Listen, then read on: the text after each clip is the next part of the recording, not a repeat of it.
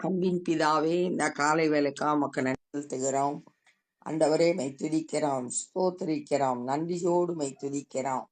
ஆண்டவரே, காலைதோறும் உடைய கிருபைகள் புதிதாய் இருக்கிறபடியால் மை துதிக்கிறோம், ஸ்தோத்திரிக்கிறோம். எங்களை பலப்படுத்துகிறதற்காமை ஸ்தோத்திரிக்கிறோம், துதிக்கிறோம்.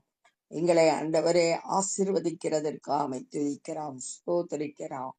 ஆண்டவரே, கர்த்தருடைய நாமத்தை தொழுது கொள்கிறவன் ரட்சிக்கப்படுவான் என்று சொல்லியிருக்கிறேன். ஆண்டவரே, கர்த்தாவே, நாங்கள் உம்மை நோக்கி பார்த்து எங்களுக்கு வேண்டிய விடுதலையை பெற்றுக்கொள்ள ஒவ்வொரு நாளும் கிருபை தாங்க. இந்த நாளின் வேத தியானத்தை எங்களுக்கு ஆசீர்வதித்து தாங்க. நேசிக்கிற இயேசு கிறிஸ்துவின் இனிய நாமத்தில் கேட்கிறோம் பிதாவே, ஆமென். 2 சாமுவேல் 7வது அதிகாரம் 17வது வசனம். நாத்தான் இந்த எல்லா வார்த்தைகளின் படியும் இந்த எல்லா தரிசனத்தின் படியும் தாவீதுக்கு சொன்னான். முந்தின பகுதியில தாவீது நாத்தான் தீர்க்கதரிசிய கூப்பிட்டு, நான் வந்து கேதுரு மரங்கள் கட்டப்பட்ட வீட்டுல இருக்கேன், கர்த்தருடைய பெட்டி கூடாரத்துல இருக்கு அப்படின்னு சொல்லிட்டு வருத்தத்தோடு சொன்ன உடனே நாத்தான் சொல்றாரு, உன் விருப்பப்படி செய்ய அப்படின்னு சொல்லிட்டு போயிட்டாரு. அன்று ராத்திரியில கர்த்தருடைய வார்த்தை வெளிப்பட்டுச்சு. தாவீது ஆலயத்தை கட்டக்கூடாது, அவனுடைய குமாரனாகிய சாலமோன் அந்த ஆலயத்தை கட்டுவான் அப்படின்னு ஆண்டவர் பேசினாரு. அந்த எல்லா வார்த்தையும் எல்லா தரிசனத்தையும் நாத்தான் தீர்க்கதரிசி தாவீதுக்கு சொல்லிட்டார். அப்பொழுது தாவீது ராஜா உட்பிரவேசித்து கர்த்தருடைய சமூகத்தில் இருந்து, இப்ப ஆண்டவரோட வார்த்தைக்கு தாவீது சொல்ற பதில், ரெஸ்பான்ஸ், அந்த வார்த்தைக்கு என்ன பதில் சொல்றான் அப்படின்னா, தேவ சமூகத்துல போய் ஒரு ஜபத்தை ஏறெடுக்கிறான். அந்த ஜபத்தான் தாவீது பண்ணின ஜபந்தான் 29 வரைக்கும் இருக்கு. 18ல இருந்து 29 வரைக்கும். கர்த்தராகிய ஆண்டவரே, தேவரீர் என்னை இதுவரைக்கும் கொண்டு வந்ததற்கு நான் எம்மாத்திரம், என் வீடும் எம்மாத்திரம். இதுவரைக்கும் தன்னை தாழ்த்தி ஆண்டவரை உயர்த்துறான். ஒரு ஜபம் பண்றத பாக்குறோம். இதுவரைக்கும் நான் வந்ததுக்கு, என்னை உயர்த்தி ராஜாவை வச்சதற்கு நான் தகுதியே இல்லை. என் வீடும் எம்மாத்திரம் அப்படின்னு சொல்றது இங்க ராஜ்யத்தை குறிக்குது.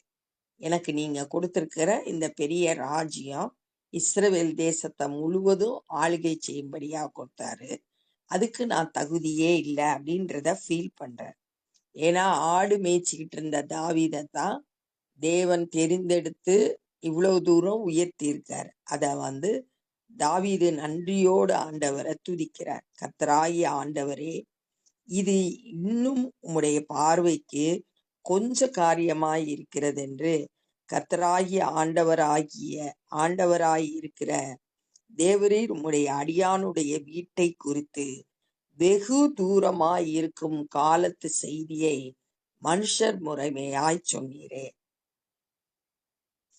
அடியானுடைய வீட்டை குறித்து, ஏன்னா ஆண்டவர் சொன்னாரு, உன்னுடைய சந்ததி என்றென்றைக்கும் நிலைத்திருக்கும், ராஜ்யம் சிங்காசனம், ராஜ்யத்தின் சிங்காசனம் என்றென்றைக்கும் நிலை பெற்றிருக்கும், உன்னோட வீடும் உன்னோட ராஜ்யமும் எனக்கு முன்பாக ஸ்திரப்பட்டு இருக்கும் அப்படின்னு சொல்லிட்டு முந்தின பகுதியில நம்ம ஆண்டவர் சொன்ன வார்த்தைகளை நம்ம பார்க்கலாம்.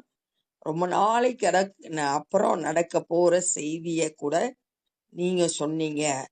பின் நாட்கள்ல என்ன நடக்க போகுதுன்னா, இயேசு கிறிஸ்து தாவீதின் சந்ததியில பிறந்தாரு. அவருடைய ராஜ்யம் நித்திய ராஜ்யம், அது என்றென்றைக்கும் நிலைத்திருக்கிற ராஜ்யம். அதை குறித்து சொன்னீரே. இனி தாவீது உம்மிடத்தில் சொல்ல வேண்டியது என்ன? இனிமேல் நான் என்ன சொல்ல முடியும்? நீங்க பேசிட்டீங்க, இனி நான் என்ன சொல்ல முடியும்? கர்த்தராகிய ஆண்டவராய் இருக்கிற நீர் உமது அடியானை அறிவீர். ஆண்டவரே, நீர் என்னை அறிந்திருக்கிறீர் அப்படின்னு சொல்றாரு.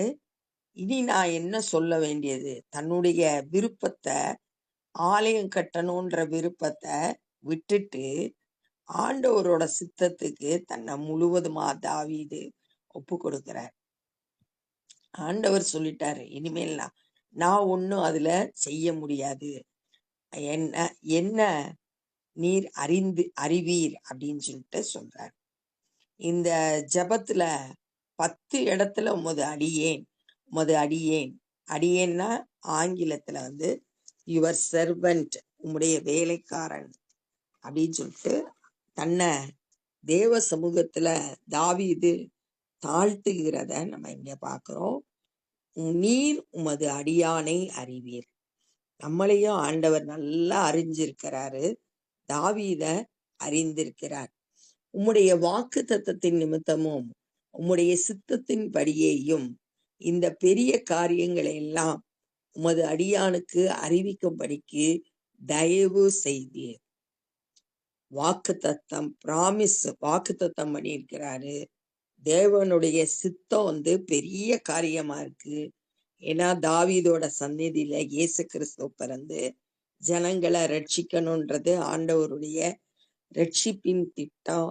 அதெல்லாம் அறிவித்து தயவு செய்தீர் அப்படின்னு சொல்லிட்டு ஆண்டவரை மகிமைப்படுத்துகிறான். ஆகியால் தேவனாகிய கர்த்தாவே நீர் பெரியவர் என்று விளங்குகிறது. கர்த்தரை பெரியவரா பார்க்கிறார். நம்மளும் நமக்கு என்ன பிரச்சனை வந்தாலும் கர்த்தரை பெரியவரா பார்க்கும்போது அந்த பிரச்சனை ரொம்ப சின்னதாயிரும். இங்க தாவீது கர்த்தரை பெரியவர் என்று விளங்குகிறது. நாங்கள் எங்கள் காதுகளினாலே கேட்ட சகல காரியங்களின் படியும் தேவரிற்கு நிகரானவர் இல்லை. என் காதுல கேட்ட செய்திகள் எல்லாவற்றிலிருந்தும் கர்த்தருக்கு நிகரானவர் ஒருவரும் இல்லை. உம்மை தவிர வேறே தேவனும் இல்லை. யார் உம்மை தவிர வேற தேவன் கிடையாது. உமக்கு நிகரானவர் ஒருவரும் கிடையாது. தாவீது கர்த்தரை அறிந்து கொண்டதை சொல்றார். உம்முடைய ஜனமாகிய இஸ்ரவேலுக்கு நிகரான ஜனமும் உண்டோ? முதல்ல கர்த்தருக்கு நிகரானவர் ஒருவரும் இல்லைன்னு சொல்லிட்டாரு. இப்ப இஸ்ரவேல் ஜனங்களுக்கு நிகரான ஜனம் வேற ஒண்ணு இல்ல. பூலோகத்து ஜாதிகளில் இந்த ஒரே ஜாதியை தேவன் தமது ஜனமாக மீட்கிறதற்கும் தமது கீர்த்தி விளங்க பண்ணுகிறதற்கும் ஏற்பட்டாரே. இஸ்ரவேல் ஜனங்களை ஆண்டவர் தம்முடைய ஜனமாக தெரிந்து கொண்டாரு. அவங்க மூலம் தமக்கு கீர்த்தி உண்டு பண்ண, அததான் ஆண்டவர் இஸ்ரவேல் மக்கள் மூலம் மகிமைப்படணும் அப்படின்றதுதான், அதுக்காகத்தான் அவங்கள ஏற்படுத்தினார். தேவரீர் எகிப்திலிருந்து மீட்டு கொண்டு வந்த உம்முடைய ஜனத்திற்கு முன்பாக பயங்கரமான பெரிய காரியங்களை நடத்தி, இஸ்ரவேல் மக்கள் எகிப்துல அடிமைகளா இருந்தாங்க. தேவன் அவங்கள அங்கிருந்து மீட்டு கொண்டு வந்தார். பயங்கரமான பெரிய காரியங்களை எல்லாம் நடத்தி அவங்கள மீட்டு கொண்டு வந்தார். நம்மளையும் ஆண்டவர் பாவ அடிமைத்தனத்திலிருந்து மீட்டு இருக்கிறார். அது அவர் செய்த பயங்கரமான பெரிய காரியம்.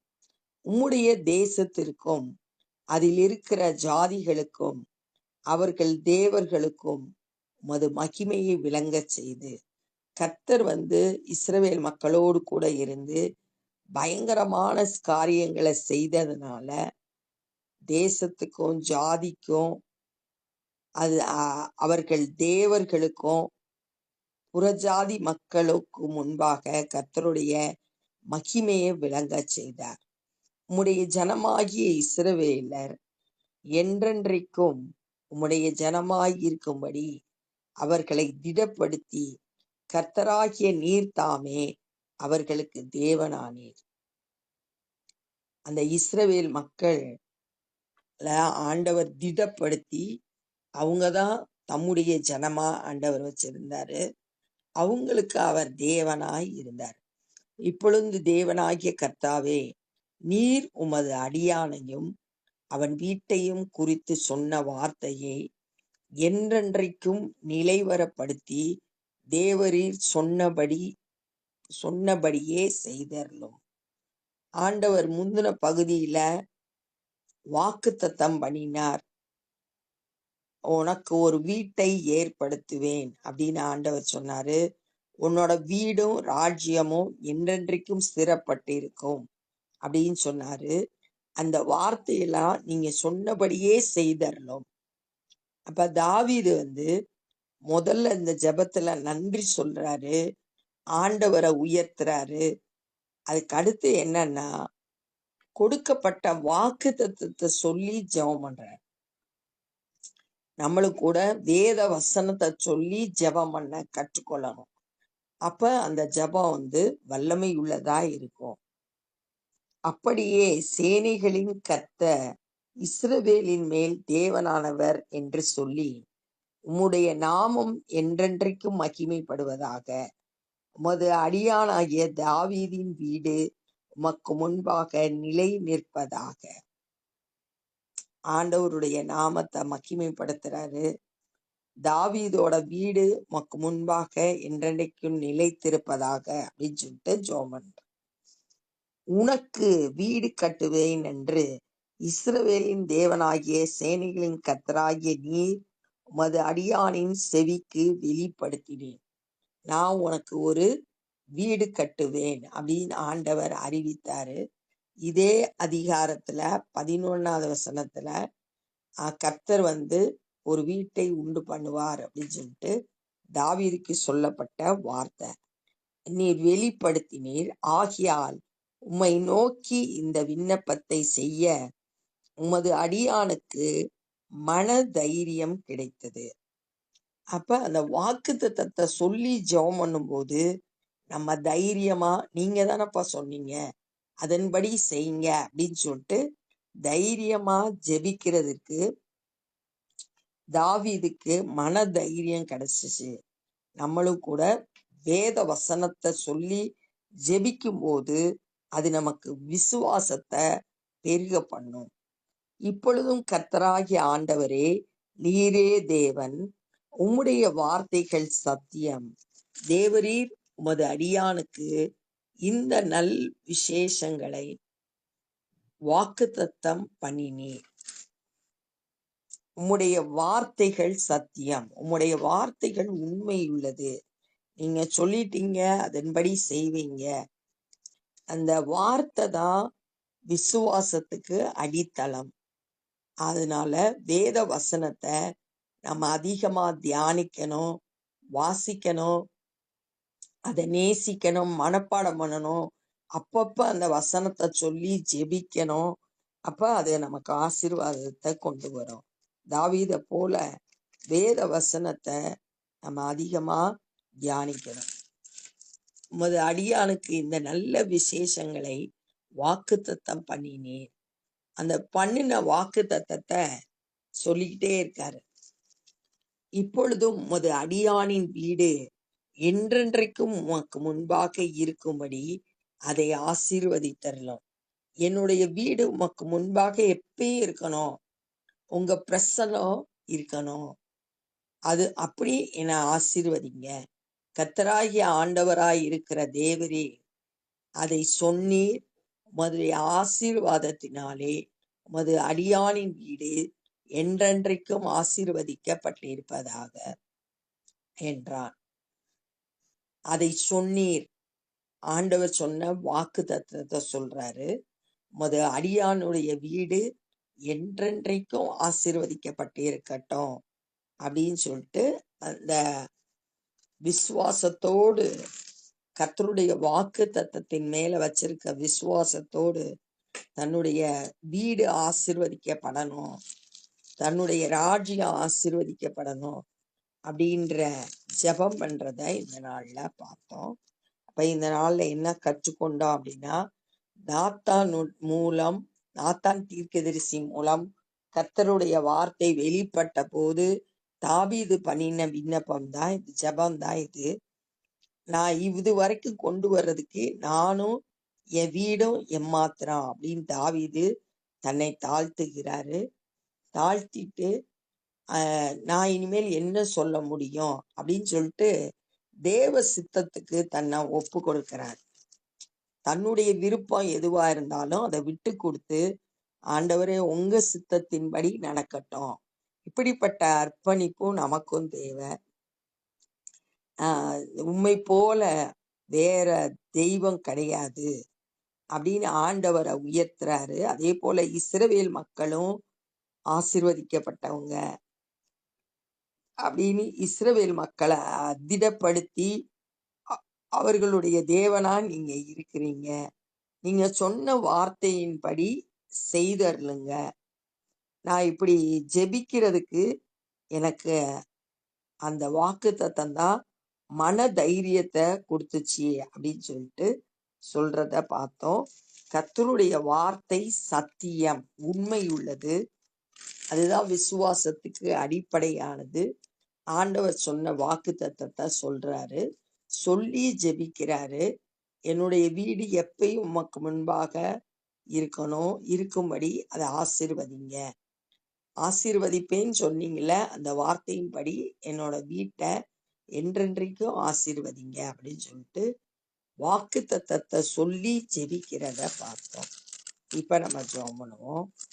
அன்பின் பிதாவே, தாவீதோட ஜெபத்தை குறிச்சு இந்த நாள்ல தியானிக்க நீங்க கொடுத்த கிருபைக்காய் உமக்கு நன்றி செலுத்துகிறோம். எப்பொழுதும் நாங்க தேவ சமூகத்துல தாவீத போல நாங்களும் தாழ்மை உள்ளவர்களாய் எங்களை தாழ்த்த நீங்க கிருபை செய்யுங்க. ஆண்டவரே, உம்முடைய சித்தத்தை மாத்திரம் செய்கிறவர்களாய் இருக்கணும். எங்களோட விருப்பப்படி நாங்க நடக்கக்கூடாது. உம்முடைய சித்தத்துக்கு அர்ப்பணிக்கணும். நீர் பெரியவர் என்பதை ஒவ்வொரு நாளும் நாங்க உணர்ந்து கொள்ளணும்ப்பா. வாக்கு தத்தத்தை சொல்லி ஜெபித்து தைரியமாய் ஆண்டவரே உம்மிடத்துல வந்து கேட்டு பெற்றுக்கொள்ள ஸ்லாக்கியத்தை தாங்க. எங்க ஒவ்வொருவரையும் உடைய கரத்துல கொடுக்கிறோம்.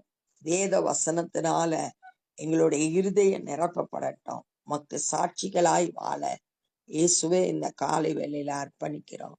இந்த நாள்ல சுவிசேஷ பணி செய்கிறவங்களை பயன்படுத்துங்க, கிருபைகளை தந்து வழி நடத்துங்க. அநேகர் ரட்சிக்கப்பட கிருபை செய்யுங்க. நாங்களும் உடைய ராஜ்ய பணியிலே எங்களால் இயன்றதை செய்ய ஒப்பு கொடுக்கிறோம். நேசிக்கிற இயேசு கிறிஸ்துவின் இனிய நாமத்தில் கேட்கிறோம் பிதாவே, ஆமென். என் ஆத்துமாவே கர்த்தரை ஸ்தோத்திரி, என் முழு உள்ளமே பரிசுத்த நாமத்தை ஸ்தோத்திரி. என் ஆத்துமாவே கர்த்தரை ஸ்தோத்திரி, கர்த்தர் செய்த சகல உபகாரங்களை மறவாதே. ஆமென். God bless you.